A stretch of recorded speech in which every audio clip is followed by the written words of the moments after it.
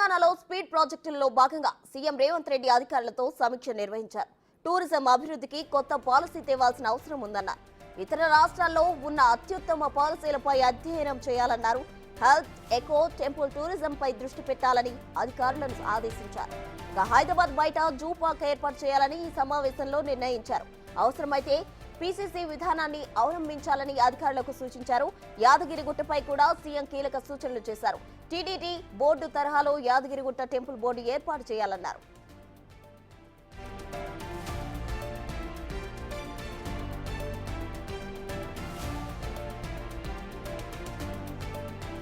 హైదరాబాద్ బయట దాదాపు 1000 ఎకరాల విస్తీర్ణంలో కొత్త జూ పార్క్ ఏర్పాటు చేయాలని ఈ సమావేశంలో నిర్ణయించారు.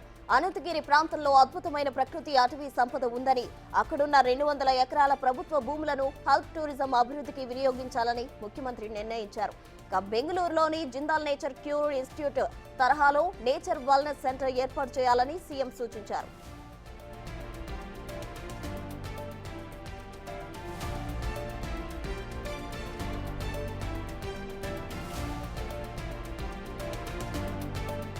హైదరాబాద్ ఫోర్త్ సిటీలో 1000 ఎకరాల విస్తీర్ణంలో నిర్మించనున్న హెల్త్ సిటీలో హెల్త్ టూరిజంను అభివృద్ధి చేయాలని ముఖ్యమంత్రి ఆదేశించారు. ఇక్కడ తమ సెంటర్లు నెలకొల్పేందుకు ముందుకు వచ్చే సంస్థలకు ప్రభుత్వం తగిన ప్రోత్సాహకాలు ఉండేలా కొత్త పాలసీ తయారు చేయాలని చెప్పారు.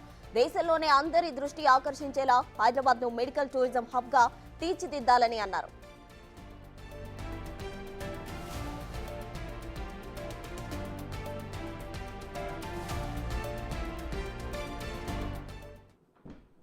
తెలంగాణలో స్పీడ్ ప్రాజెక్టుల్లో భాగంగా సీఎం రేవంత్ రెడ్డి అధికారులతో సమీక్ష నిర్వహించారు.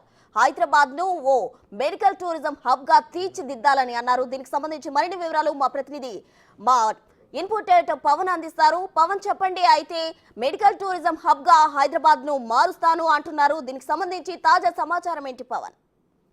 ప్రస్తుత రాష్ట్ర అభివృద్ధి కోసం ప్రత్యేక ప్రణాళికలను రాష్ట్ర ప్రభుత్వం తీసుకుంటుంది. దానిలో భాగంగానే స్పీడ్ అనే కార్యక్రమాన్ని తీసుకుంది.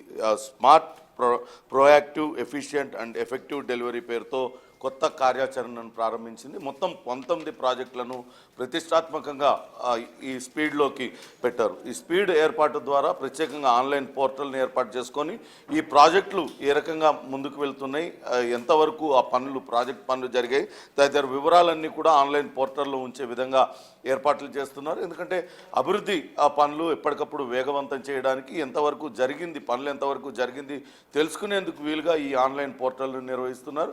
నెలకోసారి ముఖ్యమంత్రి ఆయా విభాగాల అధికారులతో సమావేశం ఏర్పాటు చేసుకొని ఎంతవరకు పనులు జరిగాయి తదితర వివరాలన్నీ కూడా తెలుసుకుంటారంటూ చెప్తున్నారు. ముఖ్యంగా 19 ప్రాజెక్టులను దీని కిందికి తీసుకొచ్చారు. మూసీ రివర్ ఫ్రంట్ డెవలప్మెంట్ని చాలా ప్రతిష్టాత్మకంగా రాష్ట్ర ప్రభుత్వం తీసుకుంది. ఇప్పటికే ముఖ్యమంత్రి రేవంత్ రెడ్డి గతంలో విదేశీ పర్యటన సమయంలో లండన్ థేమ్స్ నదిని ఆయన పరిశీలించారు. అదే తరహాలో ఇక్కడ అభివృద్ధి జరగాలి, మూసీ పరివాహక ప్రాంతం అంతా కూడా ఒక పర్యాటక కేంద్రంగా మార్చాలన్న లక్ష్యాన్ని తీసుకున్నారు. దానిలో భాగంగానే మూసీ రివర్ ఫ్రంట్ డెవలప్మెంట్ను మరింతగా అభివృద్ధి చేస్తున్నారు.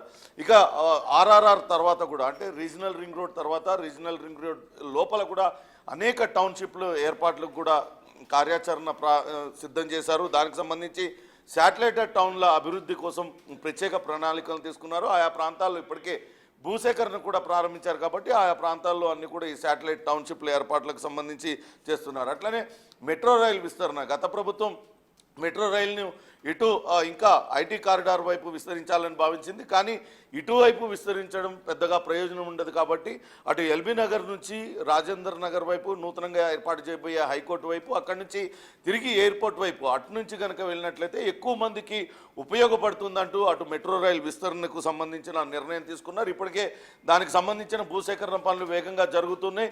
ప్రణాళిక కూడా సిద్ధమైన పరిస్థితి ఉంది. ఇక జిహెచ్ఎంసీ పునర్వ్యవస్థీకరణ పైన ప్రధానంగా దృష్టి పెట్టారు. జిహెచ్ఎంసీలో జరుగుతున్న దానికి సంబంధించి అనేక లోటుపాట్లను ఇప్పటికే గుర్తించారు. ఆయా అధికారులపైన కూడా చర్యలు తీసుకోవడానికి సిద్ధం చేస్తున్నారు.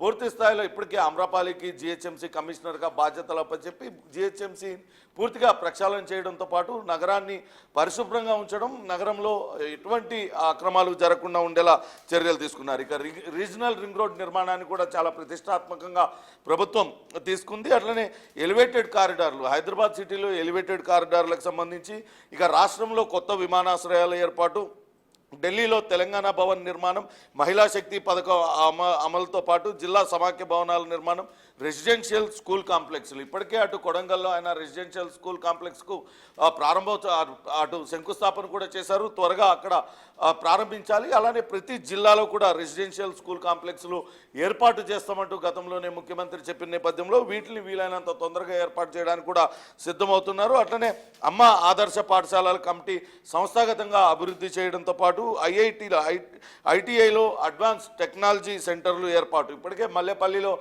పైలట్ ప్రాజెక్టుగా ప్రారంభించారు. మల్లెపల్లి ఐటీఐలో పైలట్ ప్రాజెక్టుగా ప్రారంభించారు. కొత్త కోర్సులను కూడా అందులో ప్రవేశపెట్టి దానిలో చేస్తూ ఉన్నారు. ఇక 15 కొత్త నర్సింగ్, 28 కొత్త పారామెడికల్ కాలేజీల ఏర్పాటుతో పాటు హెల్త్ టూరిజం ప్రమోషన్ చేయడంతో పాటు ఎకో టూరిజం ప్రాజెక్టుల promotion, temple circuits tourism, anti drug strategy అమలు చేయడం, ఇవన్నీ కూడా ఈ స్పీడ్ కిందికి తీసుకొస్తున్నారు. వీటిలన్నిటి అమలు బాధ్యతను రేవంత్ రెడ్డి స్వయంగా పర్యవేక్షిస్తున్నారు. రాష్ట్రంలో డ్రగ్స్ అనే పదం వినపడకూడదు. దానికి సంబంధించి ఇప్పటికే టీఎస్ న్యాబ్ని ఏర్పాటు చేశారు. దాన్ని మరింత బలోపేతం చేసే దిశగా అనేక చర్యలు తీసుకున్నారు.